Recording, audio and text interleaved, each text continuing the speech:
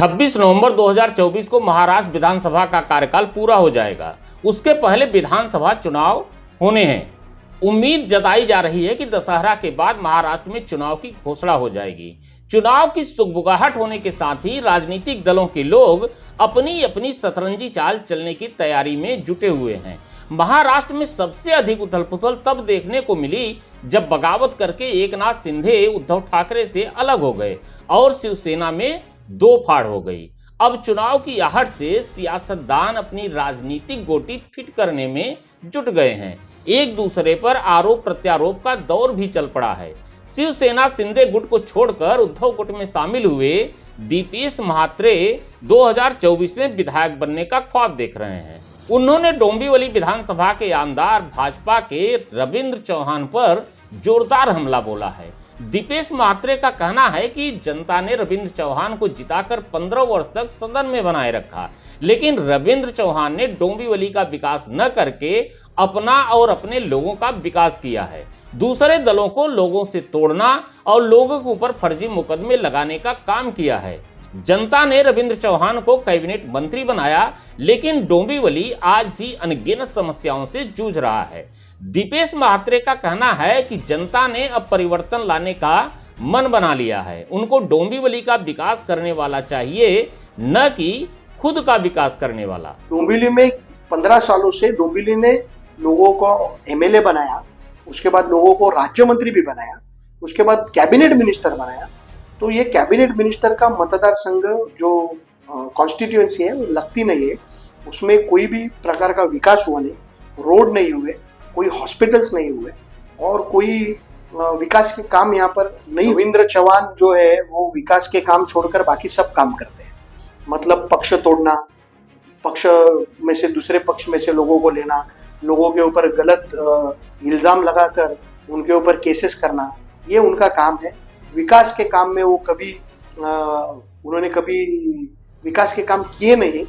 दीपेश महात्रे का कहना है कि हम हिंदुत्व को मानने वाले लोग हैं, किंतु इस बार डोंबिवली में विकास का मुद्दा होगा। लोगों को परेशानी हो रही है, उनकी परेशानियों को दूर करने के लिए चुनाव लड़ेंगे। हम हिंदुत्व मानने वाले लोग हैं, हम हिंदुत्व के आगे खड़े रहने वाले लोग हैं, लेकिन इस चुनाव में डोंबिवली में सिर्फ विकास का मुद्दा काम करने वाला है, क्योंकि लोग बहुत परेशान हैं। डोंबिवली में लोगों को बहुत परेशानी हो रही है और उस परेशानी को दूर करने के लिए मुझे ये चुनाव लड़ना है। वहीं भाजपा विधायक रविंद्र चौहान लगातार लोगों के संपर्क में है। चुनाव की घोषणा भले ही न हुई हो, किंतु चुनाव प्रचार में सभी दलों के दावेदार लगे हुए हैं। दीपेश महात्रे ने दावा किया कि नगर सेवक होते हुए भी जितना विकास उन्होंने किया है, उतना विकास रविंद्र चौहान विधायक और मंत्री होते हुए भी नहीं कर पाए हैं। बहुत सारे काम नगर सेवक होने के बावजूद जो एमएलए साहब को करने चाहिए थे, वो काम मैंने डोंबिवली में करने का काम किया है। डोंबिवली का फिश मार्केट हो, डोंबिवली के एफओबी पर शेड हो, मोठागांव मानकुली का ब्रिज हो, नेचर पार्क हो, डोंबिवली में स्टडी सेंटर हो, टेबल टेनिस कोर्ट हो, ऐसे जो विकास के शाश्वत काम है वो मैंने करने का काम किया है। और मैं यही लोगों को कहना चाहता हूँ, अगर मैं कॉर्पोरेटर होके इतने काम डोंबिवली के लोगों के लिए कर सकता हूँ, तो अगर वो मुझे एमएलए कर देंगे तो डोंबिवली में अच्छा विकास और शाश्वत विकास होगा, जो अगले 30 सालों तक लोगों को विजन रखकर जो विकास करने का काम है वो मेरे हाथों से होगा। दीपेश महात्रे ने यह भी दावा किया कि भाजपा के लोग खुद रविंद्र चौहान से नाराज हैं, क्योंकि भाजपा के नेताओं, कार्यकर्ताओं और नगर सेवकों का फोन नहीं उठाया जाता, इसलिए भाजपा के लोग विरोध में हैं और उनका समर्थन नहीं करेंगे। दावा किया कि भाजपा के लोग अंदर ही अंदर मेरे साथ हैं और मेरा समर्थन करेंगे। बहुत सारे भाजपा के नगर सेवक है वो अंदर से बहुत नाराज चल रहे हैं, उनका फोन उठाते नहीं, उनसे उनके काम होते नहीं और वो अंदर से मुझे सपोर्ट करेंगे ऐसा मुझे लगता है। और उन्होंने मुझे ऐसा आश्वस्त भी किया है, भाजपा की नगर सेवक हो, पदाधिकारी हो, कि उनका कोई भी काम इस जो मिनिस्ट्री के टाइम में हुआ नहीं है, उनका फोन उठाया नहीं जाता और उनको मिलने का समय नहीं दिया जाता।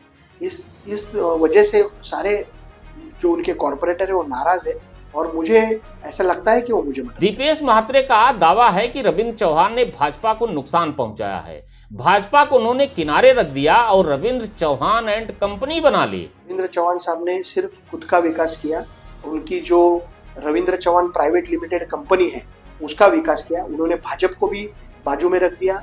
उन्होंने सिर्फ Ravindra Chauhan private limited company जो डोंबिवली में चलती है, उनके कुछ आजू बाजू के चेले चपाटे हैं, उनका विकास करने का काम किया है। मात्रे का यह भी कहना है कि डोंबिवली की सड़क पर जगह जगह गड्ढे हो गए हैं, सड़कें खराब हैं, ट्रैफिक व्यवस्था ध्वस्त हो चुकी है। उनका कहना है कि डोंबिवली को प्रदूषण मुक्त किया जाएगा। उन्होंने रविंद्र चौहान पर अवैध निर्माण करने का आरोप भी लगाया है, साथ ही डोंबिवली की हर समस्या को दूर करने का दावा भी किया है। ट्रैफिक की समस्या डोंबिवली में बहुत निर्माण हो गई है। पिछले 4-5 दिनों से न्यूज़पेपर में न्यूज आ रही है कि डोंबिवली में चारों तरफ से रास्ते बंद हो गए हैं। लोग डोंबिवली में पूरी तरह से एक ट्रैफिक के जो जंजाल में फंस गए हैं। तो इस जंजाल से डोंबिवलीकरों को निकालना बहुत जरूरी है। का बहुत बड़ा खेल होगा। लोगों को पैसे का लालच दिया जाएगा, लोगों को अनेक मतलब एक दूसरे के झगड़े लगाने का काम किया जाएगा, केसेस दाखिल किए जाएंगे और इस तरह से मतलब उसको लोकशाही को खत्म करने का काम ये लोग करेंगे। मैं खाली लोगों को इतना ही कहना चाहता हूँ कि डोंबिवली के विकास के लिए आप वोट कीजिए। इस बार परिवर्तन बहुत जरूरी है और डोंबिवलीकरों को इस ट्रैफिक और इस अव्यवस्था के जंजाल से बाहर निकालना बहुत जरूरी है। जो बफर जोन था एमआईडीसी में और शहर में एक बफर जोन होता है, उस बफर जोन में इलीगल कंस्ट्रक्शन करने का काम इन्हीं के आजू बाजू के जो चेले चपाटे उन्होंने किया है। वो सारे जो इनके आजू बाजू के लोग हैं उन्होंने ये इलीगल कंस्ट्रक्शन करके उसमें का बफर जोन खा लिया और उसके बाद अभी आग लगने के बाद लोगों का बहुत बड़ा नुकसान होता है और इसके लिए ये रिस्पॉन्सिबल है। तो इन रिस्पॉन्सिबल लोगों को उसमें से लोगों ने जवाब पूछना चाहिए कि बफर जोन किसने खाया। डोंबिवली में से रोज 3 से 3.5 लाख लोग मुंबई की तरफ अपने अपने जो काम और नौकरी की तलाश में जाते रहते हैं और सबसे ज्यादा रेवेन्यू डोंबिवली स्टेशन से रेलवे, सेंट्रल रेलवे जो है उसको सबसे ज्यादा रेवेन्यू मिलता है। लेकिन डोंबिवली शहर के जो स्टेशन है उस पर कोई भी सुविधा लोगों के लिए नहीं है। लोगों की जाने जा रही है, ट्रेन में से गिरकर लोगों की जाने जा रही है। महिलाओं को ट्रैवलिंग में बहुत तकलीफें होती है। तो ये इस तकलीफ पे किसी का ध्यान नहीं है और स्टेशन के आजू बाजू में बाहर जो है सुशोभीकरण करने का काम चलता है। तो लोग सोचते हैं कि ये कौन से तरह का विकास डोंबिवली में हो रहा है। डोंबिवलीकर जो लोग हैं वो रेलवे की समस्या से बहुत ही त्रस्त है